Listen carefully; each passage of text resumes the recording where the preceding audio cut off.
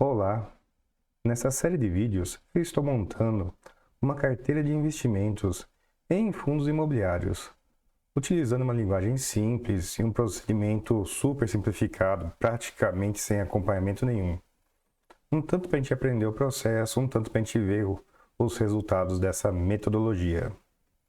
Essa é a 14ª compra e nós vamos fazer a compra do 14º maior fundo do IFIX. Como de costume, primeiro a gente faz a compra e depois a gente dá uma olhadinha no tipo de fundo que ele é. Bora lá! Já estou aqui na conta que eu estou usando para fazer esses vídeos. Primeiro eu vou fazer a transferência de R$ 141,20, né, que é 10% do salário mínimo. Estou usando um valor baixo para mostrar que sim, é possível investir com pequenos valores na bolsa. Essa é a situação da conta antes da transferência. Transferência realizada, vamos ver se chegou. Chegou, e essa é a situação da conta após a transferência. Dinheiro na conta da corretora, vamos operar. Direto no Home Broker. O 14º maior fundo imobiliário da Bolsa, a data de hoje é o CPTS 11, negociando no preços recentes de R$ 8,20.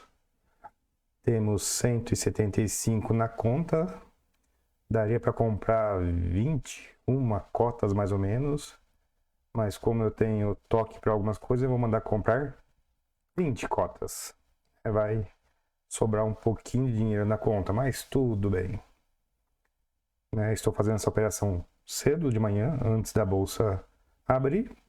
Vou pedir para comprar, vou confirmar, porém a ordem ficará pendente, dado que a bolsa ainda não está aberta. Eu acho que eu já mostrei isso. Opa, olha só! Estou gravando no momento em que está começando os procedimentos da bolsa, né? A bolsa está, nesse momento, a ordem que eu mandei pendente, coincidentemente, foi registrada na bolsa. Ela já está lá. E daqui a pouco ela executa. Até para mostrar uma curiosidade para vocês. Esse é o tal de leilão de abertura. Eu mandei uma ordem a 8,20, como eu mostrei para vocês, mas nesse momento o leilão está com o preço teórico de 8,17. Isso significa o quê? Que se as coisas continuarem assim, a ordem que eu mandei de 8,20 vai executar por 8,17. Eu vou comprar por um preço menor do que eu pedi. Sim, pode acontecer isso. Aproveitando, esse momento, que coincidiu, eu abri aqui o livro de ofertas do CPTS nesse momento. São 9h48 da manhã, tá? Esse aqui é o leilão de pré-abertura. Daí eu quero aproveitar para explicar uma coisa para vocês. Tem alguém comprando por 9,39, tem alguém vendendo por 8. Como é possível isso, Os preços estão cruzados. Tem pessoas comprando acima de um preço do que as pessoas estão vendendo. Leilão parece muito especial, ele é um pouco especial, mas ele não é tão complicado assim, pessoal. Leilão é a situação em que a bolsa está aberta e funcionando, mas é o momento em que a bolsa também para de fechar negócios. Normalmente, quando você manda uma ordem num preço que encosta, uma ordem de compra que encosta no preço de uma ordem de venda, o negócio é fechado imediatamente. O leilão, essa regra para de funcionar. A bolsa aceita ordens cruzadas para as pessoas dizerem mais abertamente quais os preços que elas estão dispostas a pagar. E depois de um tempo, ela volta ao normal. Olha, agora eu vou voltar a processar as ordens imediatamente. E a primeira coisa que eu vou fazer nesse momento é pegar todas as ordens que estão com os preços cruzados e encostando e vou fechar o negócio dessas ordens no preço único, no preço de leilão. Ou seja, nesse exato momento, pegando do jeito que está essa tela aqui, esse comprador de 9,39 vai comprar por 8,17 e esse vendedor de R$8 vai vender por R$8,17. Perceba, pessoal, todo mundo vai sair feliz. O comprador vai pagar um preço mais barato e o vendedor vai receber um preço maior. A função do leilão é mais ou menos essa, é dar um tempo para os preços estabilizarem, em vez de ficar um zigue-zague, ficar uma confusão, alguém mandou uma ordem muito grande, saiu uma notícia, não, pera. Pessoal, para, respira, põe as ordens, que eu não vou executar nada por enquanto, isso é o leilão, e no final do leilão eu passo a régua e novamente as ordens que estiverem com preços cruzados e se encostando, elas serão executadas pelo preço único, pelo preço do leilão. Vai demorar um pouco para o leilão fechar, né? Provavelmente ele vai fechar daqui uns 10 minutos. E não vou ficar gravando isso aqui. Vou direto para a segunda parte do vídeo, que é a gente dar uma olhadinha no tipo de fundo que eu comprei aqui. Bora lá. Esse aqui é o relatório gerencial do CPTS. Capitânia Securities 2. O 2 é por causa de uma questão histórica aí.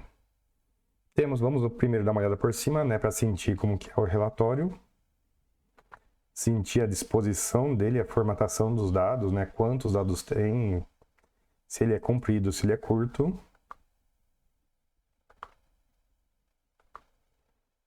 Dá para ver que ele é um pouco comprido e extremamente bem detalhado.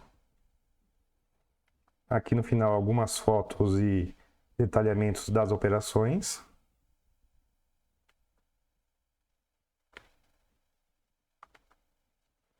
E chegamos no fim. Vamos dar uma olhada mais detalhada. A capa, uma descrição, um agrupamento de grandes números do fundo, um resumo das informações que vem à frente, comentário macro, que sinceramente eu pulo, comentário do mês e perspectivas, que é um pouco mais interessante,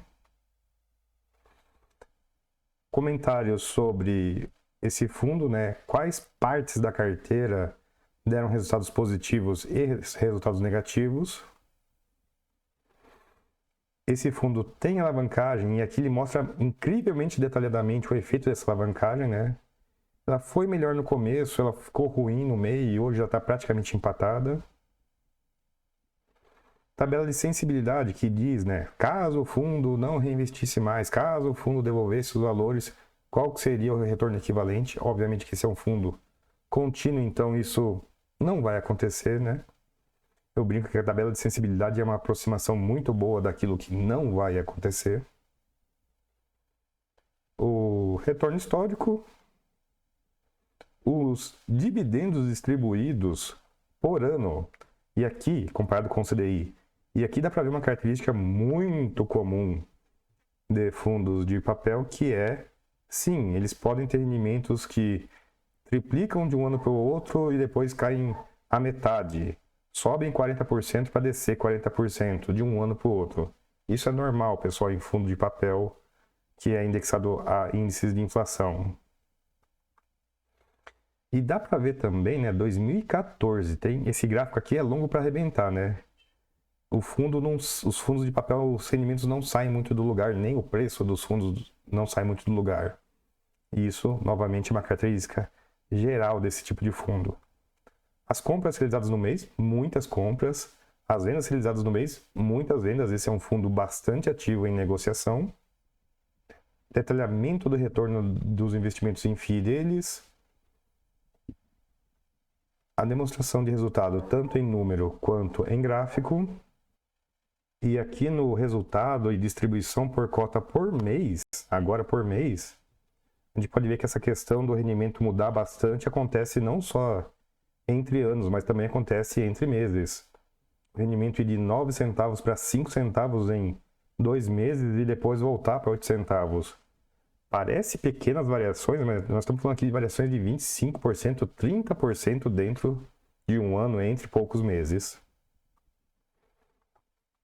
Alguns gráficos de longa data do fundo, e eu quero voltar nesse gráfico aqui de número de cotistas depois, contar uma historinha. Alguns outros detalhamentos do fundo, a listagem das operações por segmento, por risco. O fundo investe também em vários fundos imobiliários, alguns de crédito, alguns não de crédito. Algumas outras operações, muitos mais detalhamentos em gráficos de longa histórica do fundo, de longo histórico do fundo, seguido desses detalhamentos com fotinhas, né, que muito ajuda. Vocês vão reparar que tem muitos nomes conhecidos aqui, tem até muito fundo imobiliário cujo esse fundo é credor de outros fundos imobiliários. É um relatório bem extenso, é bem legal ver essas fotinhas, dá um trabalho fenomenal. Algumas operações, na verdade, muitas operações antigas, quais foram o histórico de retorno dessas operações, algumas que ainda estão em aberto. Bem interessante ter esse tipo de informação para estudar o desempenho histórico do fundo. Glossários e fim do relatório.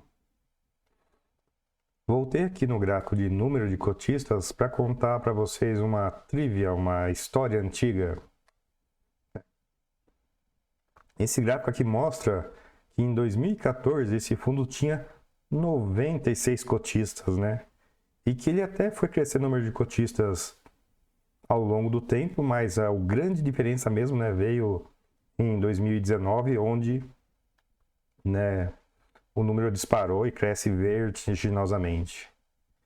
Eu lembro muito bem quando eu falava desse fundo, nesses idos perdidos de 2014, 2015, e a reação de quase todo mundo na época era: que estranho, um fundo imobiliário que não investe em imóveis, né? Era considerado estranho, esquisito. E hoje em dia não, o setor de crédito em fundo imobiliário é metade do mercado, é muito mais normal essa noção hoje em dia. O pessoal consegue até ver segmentos dentro do crédito, né? Mostra que o negócio realmente evoluiu, mas é com algum saudosismo que eu lembro disso. O CPTS já foi considerado um fundo esquisito no mercado. Não ajudava que ele negociava no Mega Bolsa, né? Ele é um fundo de balcão, o ticker dele era CPTS11B. Outra coisa também que praticamente desapareceu desse mercado. E uma coisa que ajuda é que, como eu comentei, tem muitos nomes conhecidos na carteira de crédito. Tem até outros fundos imobiliários que são devedores e esse fundo é credor. Com o passar do tempo, não só o fundo ficou maior, ganhou mais cotistas, como ele foi um pouco mais na direção de grandes devedores ou empresas grandes e corporativas. Ele ficou mais high grade ao longo do tempo. Mas é isso, pessoal. O vídeo vai ficando por aqui. Eu voltei no Home Broker para ver se o leilão já tinha encerrado. Por enquanto não foi encerrado. Em teoria encerra daqui 2 minutos, né? Eu vou deixar gravando aqui para vocês poderem ver como é a operação, né? Como é o fim de um leilão, particularmente esse, né? Que é o leilão de abertura. E é isso. Eu só vou cortar o vídeo para o momento em que a operação encerra, negocia. E vamos ver. Mandei a compra a 8,20. Será que eu vou comprar por 8,20? Deixem aí seus comentários enquanto o leilão caminha para o encerramento. O leilão está com o término modificado para encerrar às 10h03. Opa, desculpe. São 10h02, então tem mais 1 minutinho aí para vocês mandarem seus comentários. Mas isso. Abraços, pessoal. Vejo vocês no próximo vídeo. Até.